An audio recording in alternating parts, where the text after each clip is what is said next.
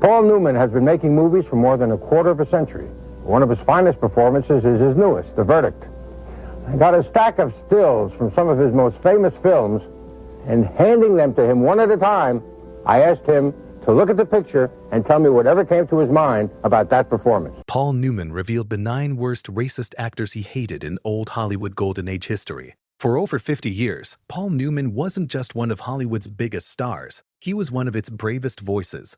While most actors stayed silent, Newman marched alongside Martin Luther King Jr. at the 1963 March on Washington.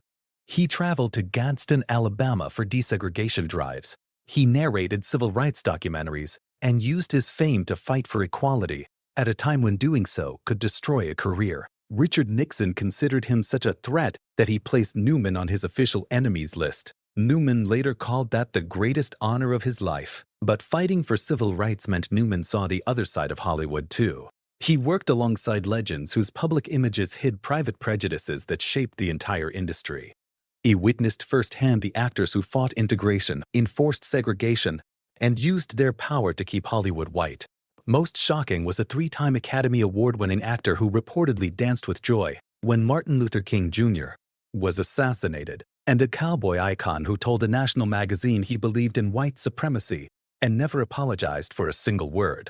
These weren't just celebrities with outdated language or uncomfortable jokes from a different era. These were powerful men whose prejudices had real consequences. They blocked opportunities, destroyed careers, and built an industry where generations of Americans grew up seeing a version of Hollywood where people of color simply didn't exist. But first, the name that begins this list might surprise you, because his racism hid behind a mask of patriotism and Hollywood sophistication. Starting with number 6, Robert Taylor, the handsome face, hiding an ugly agenda. In the golden age of Hollywood, few leading men looked the part quite like Robert Taylor. With his dark hair, chiseled features, and effortless screen presence, Taylor was one of MGM's most bankable stars throughout the 1940s and 1950s. Audiences saw a romantic leading man, a movie star in every sense of the word. What those audiences never saw was how Taylor used his influence to wage war against anyone in Hollywood who believed in racial equality. When the House Un-American Activities Committee began hunting for supposed communists in Hollywood, most actors dreaded being called to testify. Robert Taylor didn't wait to be called.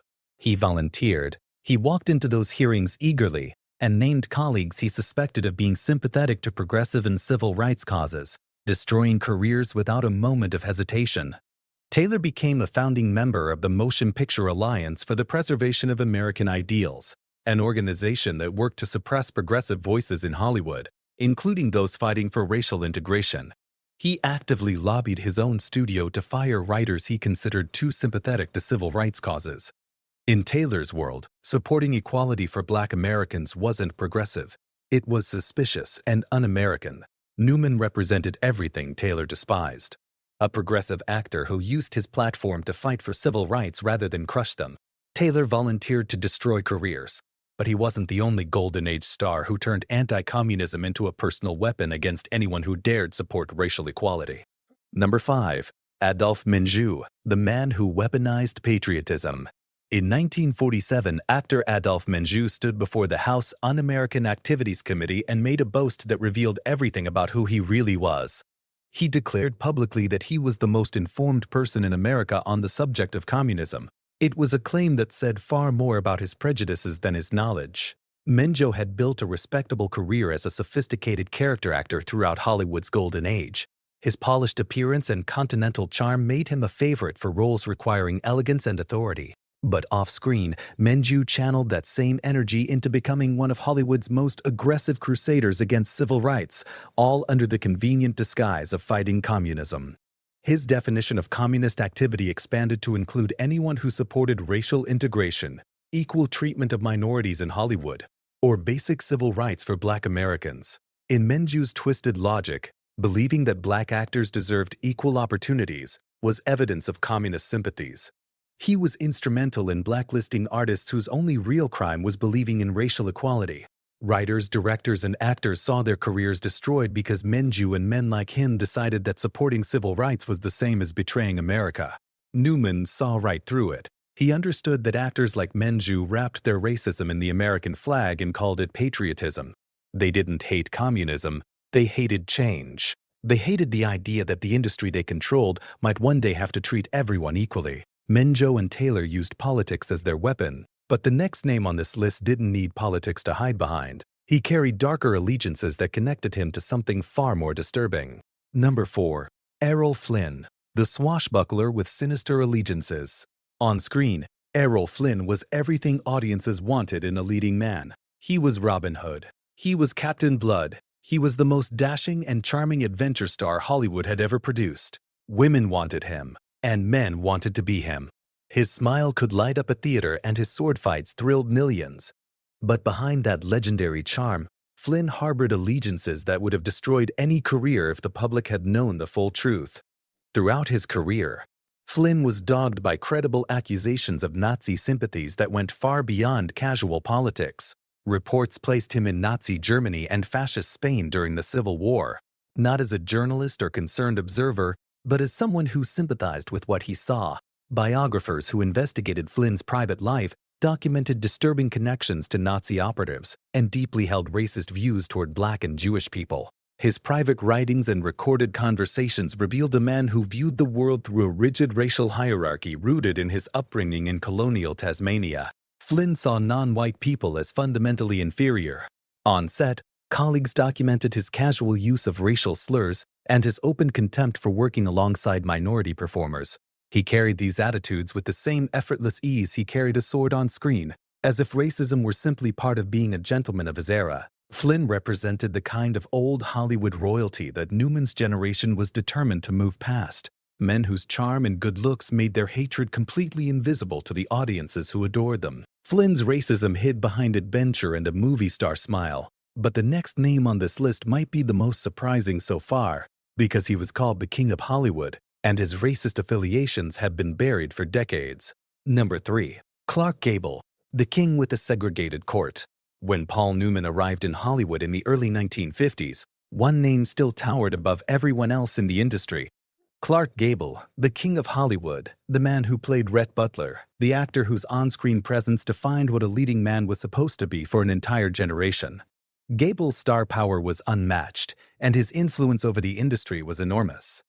What history has largely buried is how Gable used that influence. He was a founding member of the Motion Picture Alliance for the Preservation of American Ideals, standing alongside Walt Disney, John Wayne, and other powerful conservative figures in Hollywood. This wasn't a casual membership or a name on a letterhead. The Motion Picture Alliance actively worked to suppress progressive voices in the industry, opposed integration efforts, and used its considerable influence to blacklist anyone who challenged the racial power structure that kept Hollywood overwhelmingly white. Gable aligned himself with the most reactionary forces in the entertainment world. While he played charming heroes on screen, characters audiences loved and rooted for, behind closed doors, he supported the very systems designed to keep Hollywood segregated. His opposition to progressive movements within the industry was well documented among his contemporaries, even if the public never heard about it. Newman came up in an industry that Gable's generation had carefully constructed, an industry designed from the ground up to exclude. The king's crown was built on a foundation of keeping others out, and his legacy carries that weight whether audiences want to acknowledge it or not. Gable helped build the system from the inside. But the next name on this list didn't just participate in Hollywood's racism quietly. He put his views on the record in a national magazine interview, so disturbing that it still shocks readers today. Number 2. Robert Mitchum, the tough guy who denied history itself. Of everyone on this list, Robert Mitchum is the one who actually shared a screen with Paul Newman. They appeared together in the 1964 comedy What a Way to Go, working side by side during a period when Newman was actively involved in the civil rights movement. On screen, Mitchum projected toughness and cool indifference. His heavy-lidded eyes and deep voice made him one of the most iconic tough guys in cinema history. Off-screen, he harbored views that wouldn't fully surface for another 2 decades. In 1983, Mitchum sat down for an interview with Esquire magazine that exposed attitudes he had apparently carried for years. When asked about the 6 million Jewish people who died in the Holocaust, Mitchum responded with words that denied one of history's greatest atrocities. He made anti-Semitic remarks throughout the interview and expressed racist views that shocked even the interviewer.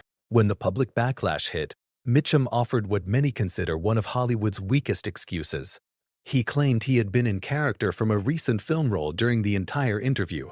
His written apology called the whole situation a tragedy of errors and insisted the reporter had misunderstood him. Esquire never retracted a single word of the article.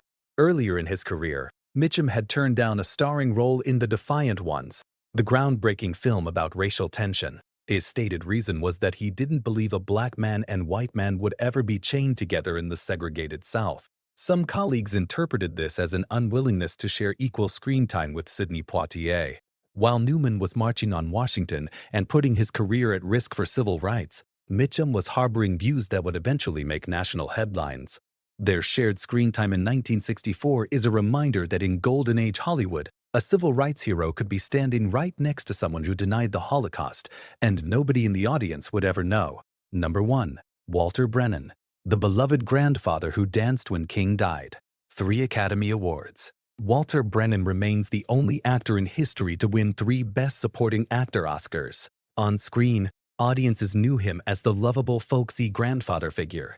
The kind-hearted old-timer with a warm smile and a gentle voice. His portrayal of Grandpa Amos McCoy on The Real McCoys made him one of the most beloved television personalities in America. Families invited him into their living rooms every week, trusting that warmth was real. It wasn't. Behind that carefully constructed image was a man whose hatred ran so deep it defined every aspect of his private life. Brennan was a committed member of the John Birch Society, one of America's most notorious far-right organizations. He endorsed segregationist George Wallace for president in 1968 because he believed Richard Nixon was too liberal. In 1972, he backed far-right candidate John Schmitz, a fellow Birch Society member. Brennan didn't just attend meetings, he actively spread propaganda. He recorded tracks at a John Birch Society convention where he spoke in character as his beloved Grandpa Amos, using that trusted voice to tell attendees that the civil rights movement was a communist conspiracy, that African Americans were being manipulated by outside agitators with an anti-American agenda. He weaponized the character America loved to sell hatred to people who trusted him.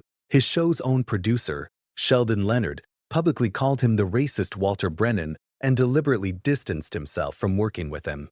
Writers who worked on his shows documented his constant use of racial slurs on set and his vocal belief in the mental superiority of white people. He once stated publicly that the 1965 Watts riots could have been stopped with a machine gun. He was so extreme in his views that he genuinely believed John Wayne was a communist. That's how far-right Walter Brennan stood. But the story that defines Brennan's legacy more than any other happened in April 1968, when news reached Hollywood that Dr. Martin Luther King Jr. had been assassinated. The nation mourned. People wept in the streets. The entertainment industry fell silent in grief. These 7 men proved that many of his peers chose a very different path. If you found this journey through Hollywood's hidden history valuable, subscribe for more untold stories from entertainment's complicated past. Thanks for watching.